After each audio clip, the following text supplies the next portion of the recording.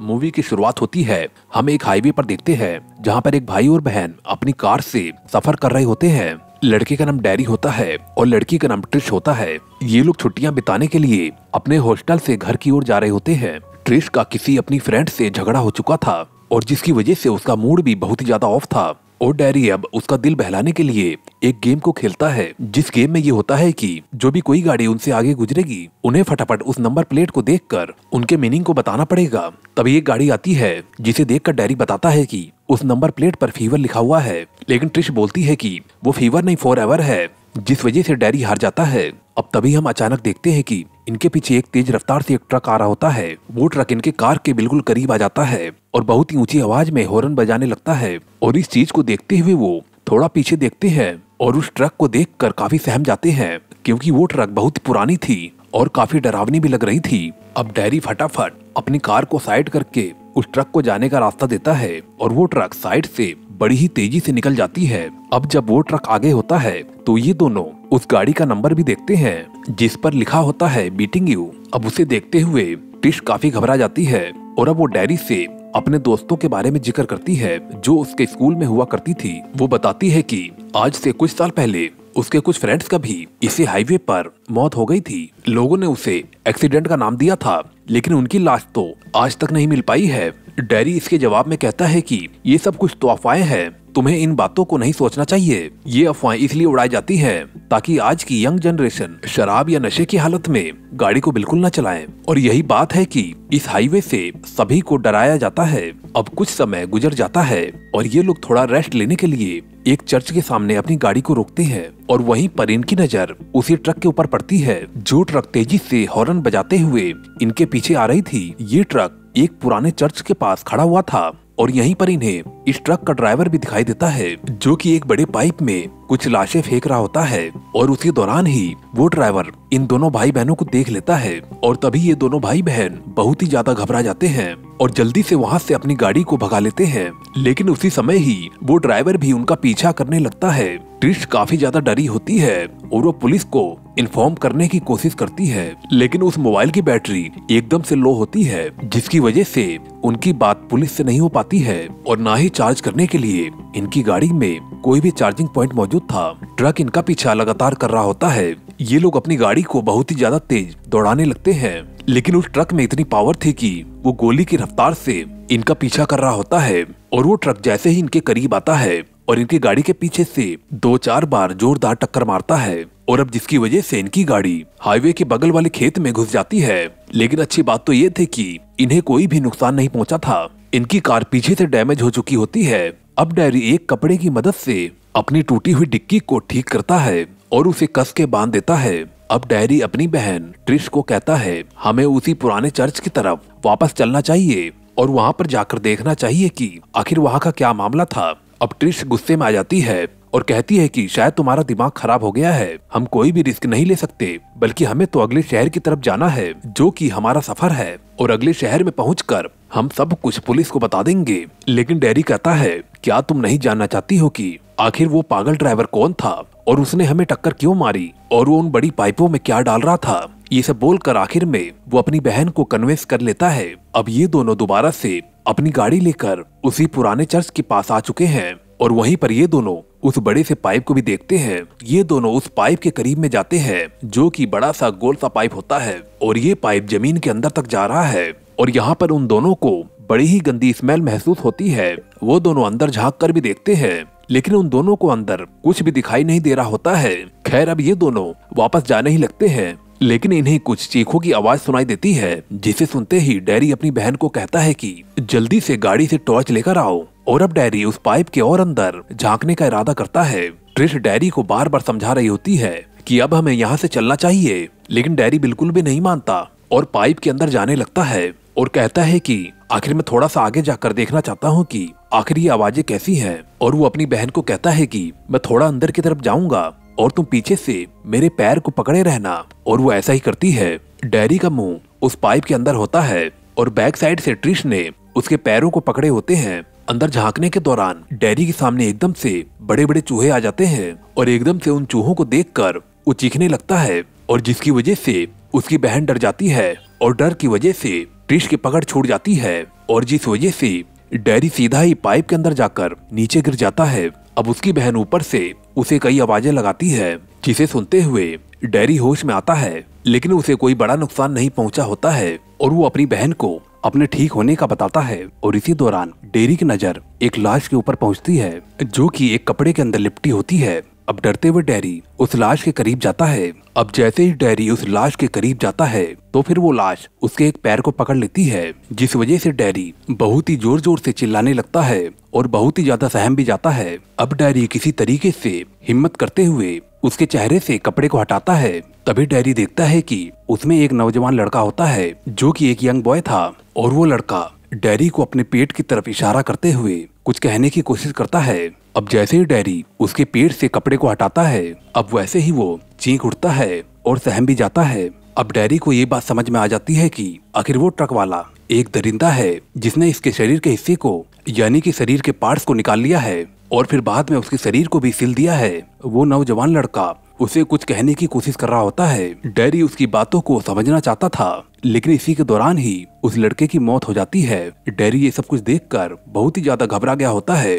अब वो ऊपर देखकर अपनी बहन को कहीं से मदद लाने के लिए कहता है। डैरी अपनी बहन से कहता है कि अगर रास्ते से कोई आता जाता मिले तो उससे फौरन ही मदद मांग लेना, मैं किसी तरीके से यहाँ से निकलने का रास्ता ढूंढता हूँ। अब डैरी ऊपर की ओर से बाहर जाने का रास्ता खोजना शुरू कर देता है। ऊपर जाने की तलाश में डैरी को वहाँ पर कई सारे अजीब सामान मिलते हैं। उसकी नजर बहुत से अजीब चीजों पर पड़ती है, जैसे कि कुछ पुराने हथियार, किसी इंसान या जानवर को सीने के लिए बहुत सारे धागे या सुइयां, और वहाँ पर बहुत से जाले भी लगे होते हैं। अब आगे चलते हुए डैरी के जूतों के लेसेस खुल जाते हैं। अब वो अपने जूतों के फीतों को बांधने के लिए नीचे झुकता है। अब उसी दौरान उसके जूतों पर पानी जैसी कोई लिक्विड चीज गिरती है। फिर वो तुरंत ही ऊपर की ओर देखता है और वो ऊपर देखता है कि ऊपर छत पर बहुत ही सारी लाशें चिपकी हुई हैं। यहाँ पर इतनी सारी लाशें थी जिसे गिनना भी मुमकिन नहीं था। और अब इन्हीं लाशों में इसे वो लाशें भी नजर आती हैं गाड़ी के सफर के दौरान, जिसके बारे में उसकी बहन ने बताया था। और यहाँ पर एक सबसे बड़ी अजीब बात ये भी होती है कि सभी लाशें आपस में सिली हुई थी, यानी कि उन्हें सिल कर जोड़ा गया था। और ये लाशें काफी पुरानी थी। इन लाशों पर ऐसा लेप लगाया गया था कि जो कि लाशों को सड़ने से भी बचा रही थी। अब हम दूसरी तरफ देखते हैं कि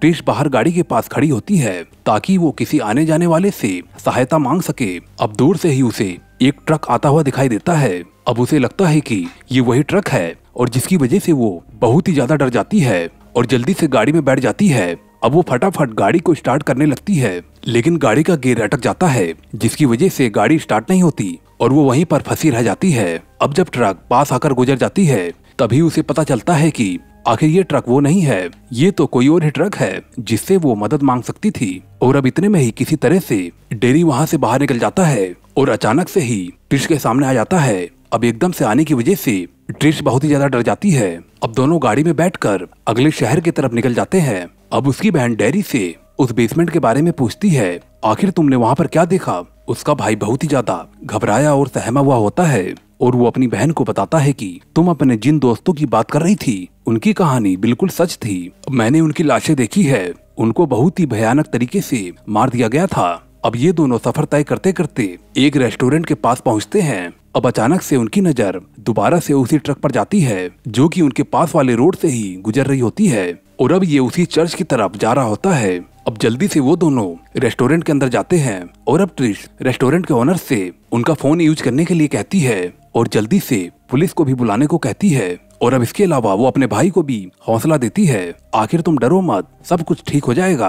अभी इनकी बातचीत हो ही रही होती है, तभी अचानक से उनके पास वाला फोन एकदम से रिंग करने लगता है, जिसकी वजह से डैरी और भी ज्यादा डर जाता है और रेस्टोरेंट में सभी लोग उसी को देख रहे होते हैं। अब जब ये फोन उठाते हैं, दूसरी तरफ से कोई लेडीज बोल रही होती है जो कि इनको कहती है कि तुम्हारी मौत बहुत ही ज्यादा करीब है। अब तभी डैरी उस औरत को डांटने लगता है और कहता है कि तुम एक पागल औरत हो, और उसी समय फोन को भी कट कर देता है। अब कुछ ही देर में पुलिस भी वहाँ पर पहुँच जाती है। अब डैरी पुलिस को बताता है कि उसने पुराने चर्च में बहुत ही सारी लाशें देखी है और हमें धमकी वाली एक फोन कॉल भी आई है। अब पुलिस वालों को इन पर बिल्कुल भी यकीन नहीं होता कि ऐसा भी हो सकता है। पुलिस और इनकी बातचीत के दौरान एकदम से रेस्टोरेंट की ओनर पीछे से आती है और उन्हें बाहर ले जाती है। जब वो लोग बाहर जाते हैं तो उनके गाड़ी के सभी दरवाजे खुले होते हैं और उनके कपड़े गाड़ी से बाहर चारों तरफ बिखरे होते हैं। देखकर ऐसा लगता था कि किसी ने जानबूझकर ही उनके कपड़ों को निकाल कर बाहर फेंक दिया हो। इसके अलावा रेस्टोरेंट ओनर उन्हें बताती है कि जब तुम अंदर थे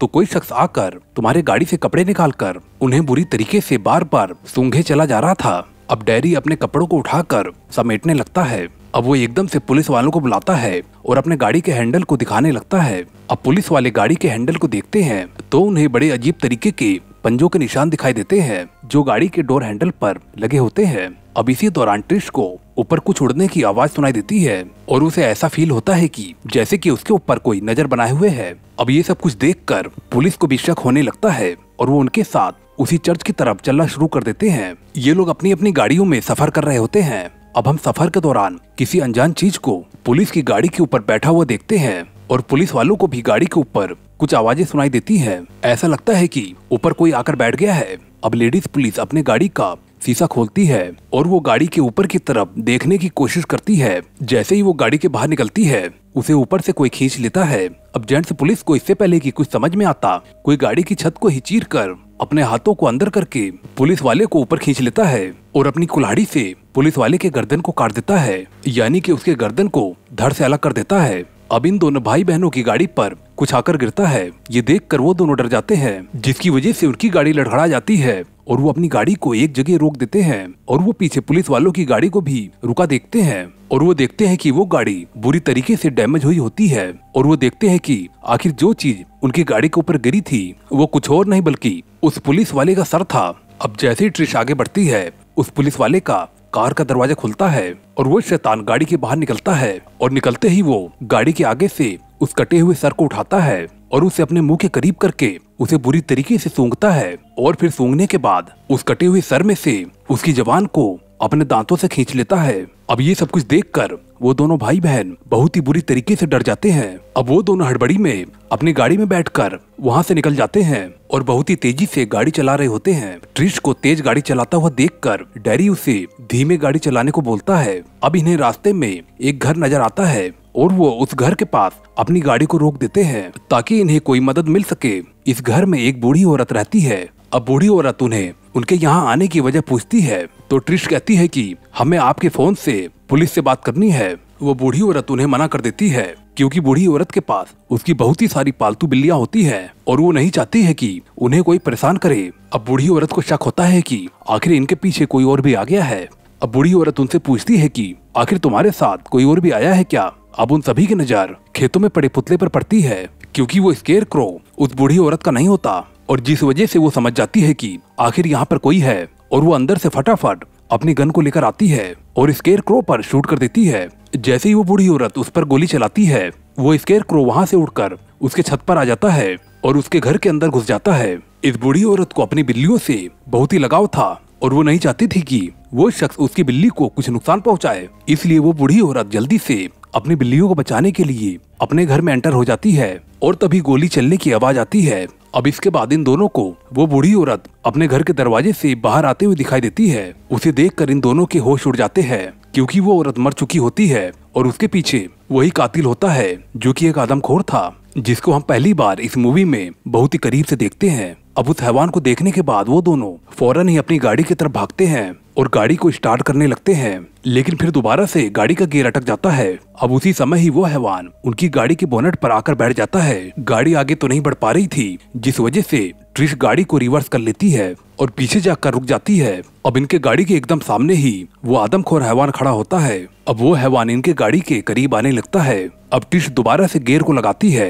इस बार गियर भी लग जाता है और ये जोर से गाड़ी को चलाते हुए हैवान को टक्कर मार देती है और अब जिसकी वजह से वो गिर जाता है और घायल भी हो जाता है। अब इसी तरीके से ट्रिश उस हैवान के ऊपर 2-3 बार गाड़ी चढ़ाती है। ट्रिश को ऐसा बार बार करते हुए देखकर उसका भाई उसे रोक लेता है। अब उस हैवान से निपटने के बाद वो दोनों वहाँ के करीबी पुलिस स्टेशन में चले जाते हैं। अब वो दोनों अपने घर वालों से फोन पर बात करते हैं और उन्हें झूठा दिलासा देकर अपने आप को ठीक होने का बताते हैं। अब इसके अलावा डैरी इस पुलिस स्टेशन में लगे हुए बहुत ही सारे फोटोग्राफ्स को देखता है जो कि मिसिंग होते हैं, जिससे पता चलता है कि यहाँ से कुछ सालों में बहुत सारे लोग गायब हुए हैं जिनका नामो निशान भी आज तक नहीं मिला। अब इसी दौरान एक अनजान औरत उस पुलिस स्टेशन में दाखिल होती है वो उन दोनों को उनके नाम से पुकारती है। वो दोनों लोग चौंक जाते हैं। वो बोलते हैं कि आखिर इस लेडीज को हमारा नाम कैसे मालूम। अब ये औरत इन दोनों को बताती है कि जब तुम दोनों रेस्टोरेंट में थे तो मैंने ही कॉल किया था। आखिरकार तुम दोनों की जान खतरे में है, क्योंकि मैं अपने सपने द्वारा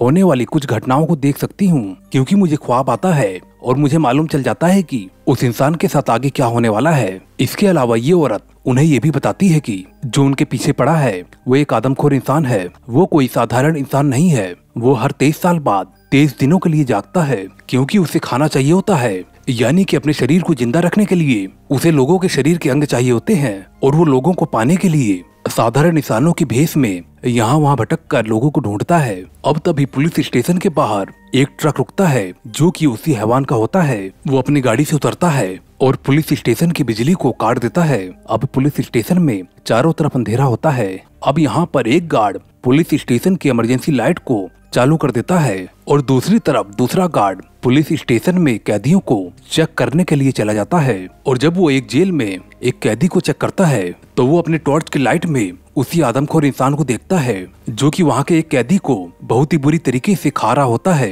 अब इसी दौरान वो पुलिस ऑफिसर उस हैवान के ऊपर गोली चला देता है, लेकिन उस पर गोली का कोई भी असर नहीं होता और वो उस पुलिस ऑफिसर को मार देता है। अब दूसरी तरफ हम दोबारा से उसी औरत को देखते हैं और वो उन दोनों भाई बहनों को बताती है कि मैंने सपने में देखा था कि तुम दोनों में से कोई एक शख्स चीख रहा होता है, यानी कि तुम दोनों में से कोई एक ही मारा जाएगा। और वो औरत उन्हें अपने साथ आने को कहती है और तभी वो तीनों वहाँ से भागते हुए दिखाई देते हैं। और दूसरी तरफ पुलिस की काफी टीम आ जाती है जो कि काफी पुलिस ऑफिसर होते हैं और वो बेसमेंट में चेक करना चाहते हैं आखिर वो क्या चीज है जो कि उन्हें तंग कर रही है। अब वो अपने एक साथी को चेक करने के लिए आगे भेजते हैं। अब जैसे ही एक पुलिस ऑफिसर आगे जाता है, अब तभी वो आदमखोर हैवान उस पुलिस ऑफिसर पर हमला कर देता है और उसका दिल अंदर से निकाल कर आगे बढ़ जाता है। अब वो आदमखोर इंसान ट्रिश और डैरी के कमरे की तरफ बढ़ जाता है और उन पर हमला कर देता है। उन दोनों को बचाने के लिए वो औरत आगे आ जाती है। वो आदमखोर उस औरत को पकड़ लेता है। वो उस औरत को सूंघने लगता है। वो औरत उसे पसंद नहीं आती और वो उसे सूंघ कर छोड़ देता है और उन दोनों बहन भाइयों को पकड़ने के लिए चला जाता है। अब ट्रिश यहाँ पर एक शीशे को देख रही होती है। शीशे में उसे अपना चेहरा नजर आ रहा होता है, लेकिन शीशे के बिल्कुल दूसरी तरफ वही हैवान मौजूद होता है और वो ट्रिश को सूंघ रहा होता है। और तभी वो शीशे को तोड़कर अंदर आ जाता है और दोनों को ही पकड़ लेता है। वो ट्रिश को सूंघता है, लेकिन वो भी उसे पसंद नहीं आती और वो उसे भी सूंघ कर छोड़ देता है। लेकिन वो डैरी को नहीं छोड़ता, क्योंकि अब वो डैरी को खाना चाहता था। उसे डैरी का शरीर का कोई अंग पसंद आ गया था। अब वो डैरी को अपने साथ ले जाने वाला था। ट्रिश उस हैवान को कहती है कि मेरे भाई को छोड़ दो, बल्कि तुम मुझे ले जा सकते हो। वो हैवान ट्रिश को घूरता है। सभी पुलिस वाले भी वहाँ पर आ जाते हैं, लेकिन कोई भी कुछ नहीं कर पाता। वो डैरी को खिड़की से उड़ाकर लेकर चला जाता है और सभी लोग देखते रह जाते हैं। वो डैरी को अपने पंजों में दबाकर आसमान में उड़ रहा होता है और कुछ दूर तक ट्रिश भी उसके पीछे भागती है, लेकिन कोई भी फायदा नहीं होता। अब इसके बाद हम वही पुराना चर्च देखते हैं जहाँ पर बेसमेंट में बहुत ही सारी लाशें थी और अब यहाँ पर हमें पता चलता है कि डैरी को भी जान से मार दिया गया है और उसकी आंखें निकालकर वो हैवान खा चुका होता है, यानी कि उस हैवान को उसके शरीर से उसकी आंखें चाहिए थी। और अब दोस्तों कहानी यहीं पर ही खत्म हो जाती है।